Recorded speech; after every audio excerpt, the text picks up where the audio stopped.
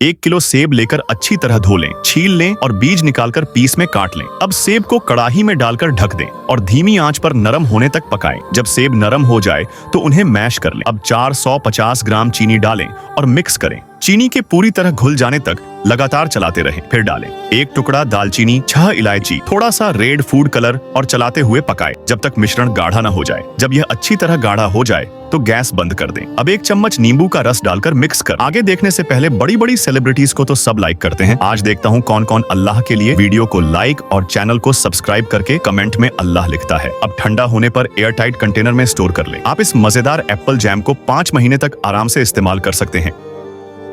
वाह!